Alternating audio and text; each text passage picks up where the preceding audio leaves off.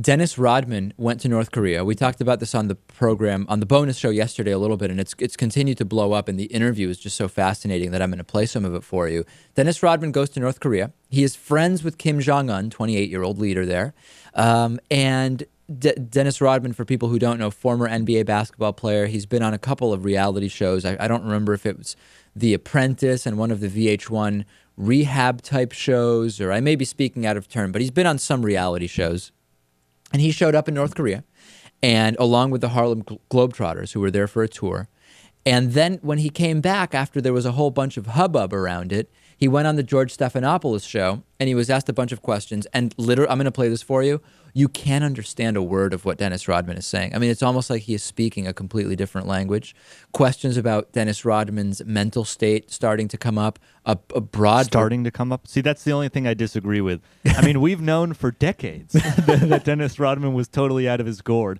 Why are we suddenly coming to this conclusion now? Lewis, on what side of that are you? Is this the first time you're questioning Dennis Rodman's mental faculties? Not at all. Okay.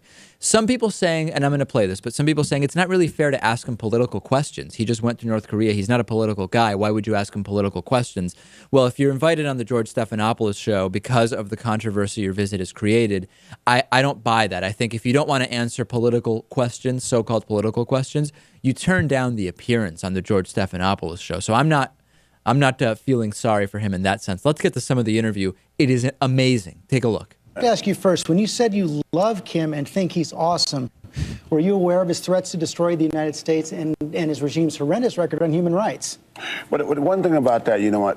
I didn't look at all that right there. I understand what he's doing. I don't condone that. He didn't look at all that right there. He understands what he's doing, but he does not condone that, ladies and gentlemen.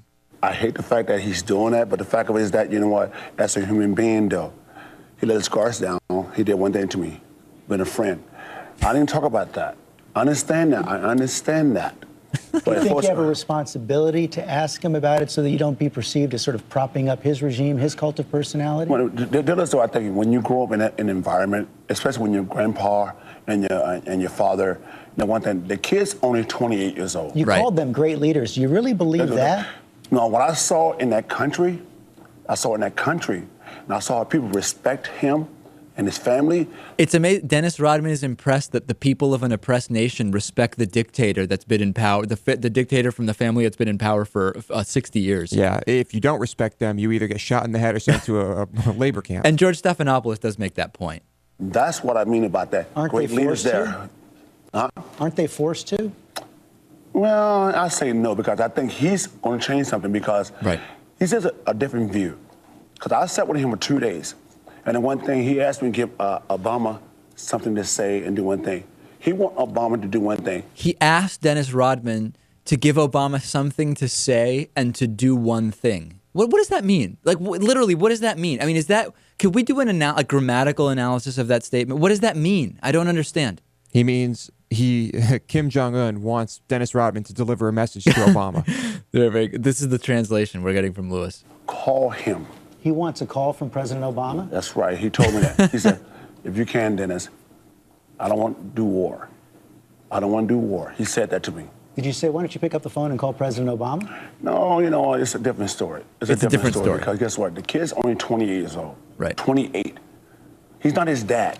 Right. His dad would be able to pick up the phone and call President Obama, but 28-year-olds naturally deliver political messages through former basketball players who visit their country. It's obvious, Lewis. What is George Stephanopolous thinking? Is it possible that he just isn't sure how to use a phone? Let's listen to a little more of this. Grandpa, he's 28 years old. So you think he's different. What did he tell you about America? Yeah. And what did you learn about him? Guess what? The one thing I said to him, I said, we talked about, if you see the clips or whatever, he loves basketball. Right. Now I said the same thing I said. Obama loves basketball. Mm-hmm. Let's start there. Let's start there. If you see the quotes in the papers, he says that. Yeah. He says that about sports. Both of you guys love basketball so much. So that's one tiny bit of common ground. Did you get any sense from him that he was looking to change the relationship with the United States? That's enough. I love George Stephanopolous taking it seriously, like this is a real interview. He's like, well, that's interesting, Dennis. That is one bit of common ground, that the dictator of North Korea and our president enjoy sports. But let's go a little bit further. Let's explore that further. George Stephanopolous, I think, handled this right, which is take it like it's a real interview, even though it's obviously not. Yeah, I mean, I'm sure he knew what he was getting into when he asked Dennis Rodman to come on his show. Is it possible, guys, that this is like some kind of amazing parody of some kind? I don't think so. Did you see his jacket? Okay, and then Jay Carney, the White House press secretary, responding to this. Take a listen to what he said. The conversations with Dennis Rodman, who just returned from North Korea, and if the president believes that this in some way undermines the government's efforts in trying to deal with that country. Peter, the United States has direct channels of communications with the DPRK. Let me pause it right there. I don't know if anybody else noticed, but when Jay Carney heard the terms Dennis Rodman, he turned to a specific page in his notes. They prepared talking points on Dennis Rodman visiting North Korea. He goes to a specific page. He's like, okay, go back. I heard. Let's see that again. Let's just back it up. You'll see when the question comes up, he goes to a specific page here. Watch. From North Korea, and if the president believes that this in some way undermines see, where was that page? the Let's government's find it. Efforts in Here it is, and now he reads from it. Peter, the United States has direct channels of communications with the DPRK, and instead of spending money on celebrity sporting events to entertain the elites of that country, the North Korean regime should focus on the well-being of its own people, who have been starved, imprisoned, and denied their human rights. All right, so making the right point, which is that we have a humanitarian crisis there.